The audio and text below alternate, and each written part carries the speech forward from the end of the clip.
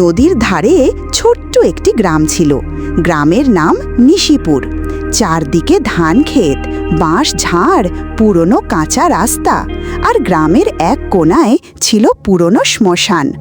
লোকেরা বলতো সন্ধ্যার পরে সেখানে কেউ যায় না, কারণ রাতে নাকি আগুন জ্বলে ওঠে নিজে থেকেই।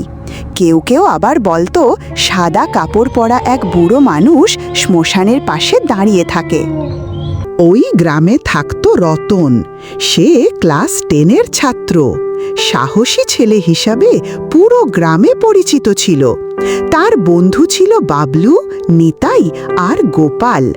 4 জন প্রায় একসাথে ঘুরে বেড়াতো। সকালে তারা পুকুর পাড়ে বসে গল্প করছিল। বাবলু বলল, কাল রাতে আবার নাকি শ্মশানে আলো দেখা গেছে। আমার ঠাকুমা বলেছে ওখানে ভূত আছে। ছাড় তোদের এসব গাঁজাখুরি গল্প। ঠিক তখন পাশ দিয়ে যাচ্ছিল গ্রামের বুড়ো হরিপদ কাকা। তিনি থেমে বললেন, ভূতকে নিয়ে হাসাহাসি করিস না বাবা। এই কথা শুনে 4 জন চুপ করে গেল।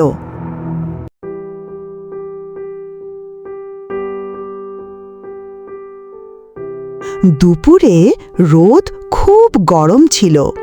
ধান ক্ষেতের ওপর দিয়ে গরম বাতাস বইছিল। রতন বলল, চল না তাহলে আমরা শ্মশানটা দেখে আসি।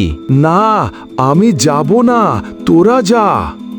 আমরা তো দূর থেকে দেখব শুধু। এই বলে 4 জন ধীরে ধীরে শ্মশানের দিকে হাঁটতে লাগল। শ্মশানের পাশে বিশাল একটা বটগাছ ছিল। গাছের শিকড় মাটিতে ঝুলে পড়েছিল। চারদিকে অদ্ভুত নীরবতা। হঠাৎ একটা কাক জোরে ডাকল। নিতাই ভয় পেয়ে রতনের হাত চেপে ধরল। রতন বলল, ভয় পাস না। ঠিক তখন তারা দেখল বটগাছের নিচে কেউ দাঁড়িয়ে আছে। সাদা শাড়ি, মাথা নিচু। 4 জন থমকে গেল। বাবলু ধীরে বলল, ওটা কে? কেউ উত্তর দিল না। হঠাৎ মহিলাটা ধীরে মাথা তুলল। তার চোখ দুটো পুরো সাদা ছিল। তারপর সে মিলিয়ে গেল। বিকেলের আকাশ লাল হয়ে উঠেছিল। রতনের বুকের ভেতর অদ্ভুত অস্বস্তি হচ্ছিল। সে বাড়ির উঠোনে বসেছিল। তার মা গরুকে খাওয়াচ্ছিলেন। মা বললেন, কিরে রতন, এত চুপচাপ কেন? কিচ্ছু না মা। কিন্তু তার মাথায় বারবার সেই সাদা চোখের মহিলাটির কথা ঘুরছিল।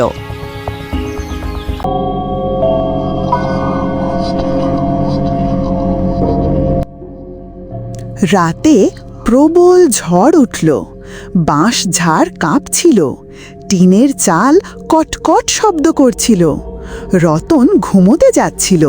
ঠিক তখন সে শুনল বাইরে কেউ হাঁটছে।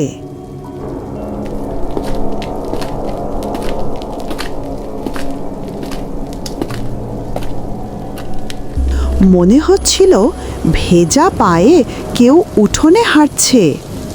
রতন জানালার ফাঁক দিয়ে তাকাল। বিদ্যুতের আলো ঝলসে উঠল। সে দেখল উঠোনের মাঝখানে দাঁড়িয়ে আছে সেই বুড়ো মহিলাটা। সাদা শাড়ি, লম্বা শুকনো হাত, চোখ দুটো ফ্যাকাশে সাদা। সে ধীরে রতনের দিকে তাকাল। রতনের শরীর ঠান্ডা হয়ে গেল। আবার অন্ধকার। মহিলাটা নেই।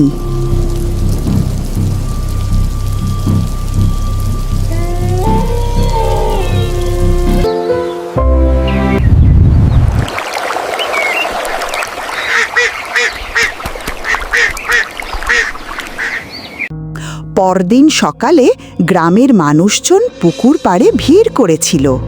একটা গরু মরে পড়েছিল। গরুর শরীরে অদ্ভুত দাগ ছিল। মনে হচ্ছিল কেউ নখ দিয়ে আঁচড় কেটেছে। লোকেরা ফিসফিস করছিল, আবার শুরু হয়েছে। রতনের বুক ধুকপুক করতে লাগলো।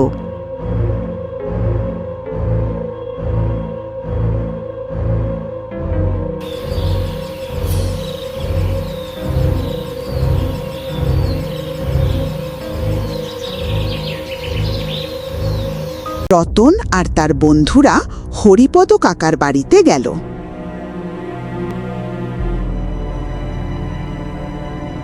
হরিপদ কাকা তখন মাদুরে বসেছিল।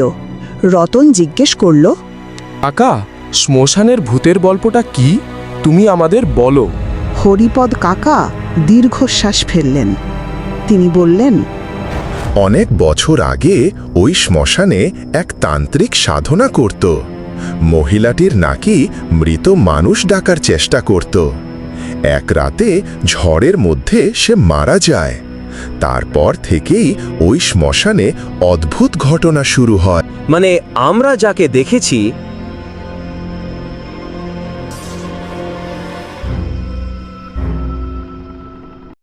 সন্ধ্যার আগে চারজন আবার শ্মশানের দিকে গেল।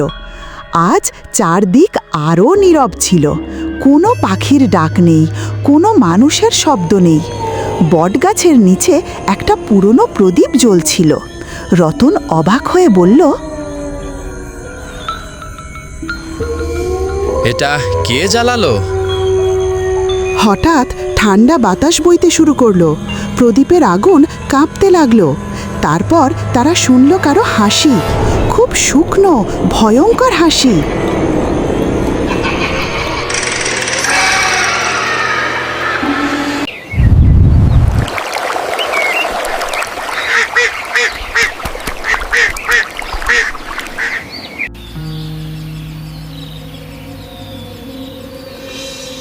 সকালে গ্রামের একজন লোক নিখোঁজ হয়ে গেল। লোকটার নাম ছিল গণেশ পাল। শেষবার তাকে শ্মশানের রাস্তার দিকে যেতে দেখা গিয়েছিল।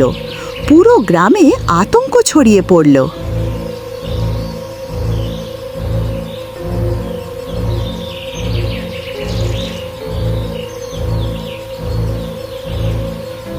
কিছুক্ষণ পর গ্রামের কয়েকজন মিলে গণেশকে খুঁজতে বের হলো। রতনরাও গেল। শ্মশানের পাশে তারা গণেশের চটি খুঁজে পেল। চটির পাশে কাদায় পায়ের ছাপ ছিল। মানুষের মতো নয়, অনেক লম্বা আঙুলের ছাপ।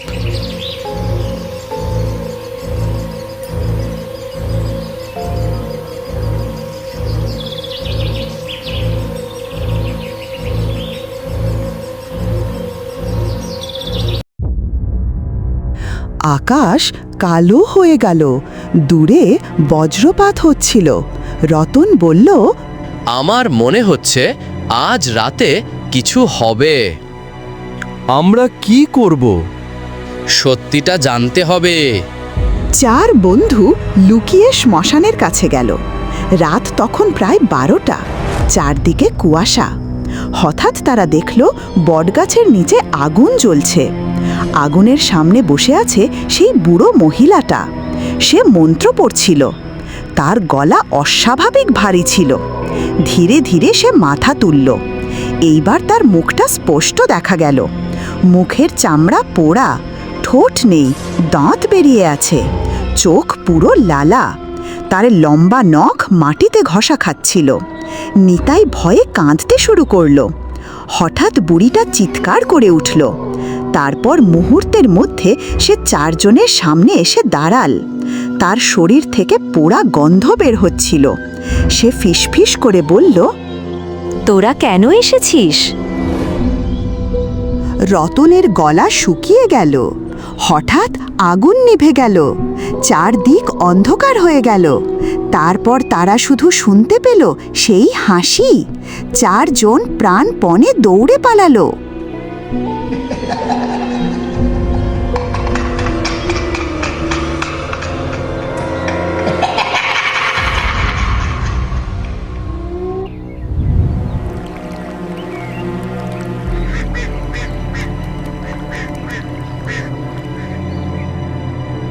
পরদিন সকালে গ্রামের মানুষ শুনল গণেশ পাল ফিরে এসেছে। কিন্তু সে আর স্বাভাবিক ছিল না। সে শুধু একটা কথাই বলছিল, ও এখনো আগুন জ্বালায়। তার চোখে ভয় জমেছিল। সেই রাতের পর থেকে নিশিপুর গ্রামের মানুষ সন্ধ্যার আগেই ঘরের দরজা বন্ধ করে দেয়। কেউ আর শ্মশানের রাস্তা দিয়ে যায় না। তবুও মাঝে মাঝে ঝড়ের রাতে গ্রামের মানুষ দেখতে পায় বটগাছের নিচে আগুন জ্বলছে, আর সেখানে দাঁড়িয়ে আছে সাদা চোখের সেই বুড়ো তান্ত্রিক।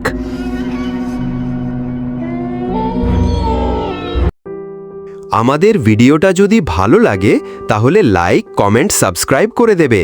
আর এরকম হরর ভিডিও পেতে আমাদের চ্যানেলটিকে সাবস্ক্রাইব করে রাখুন।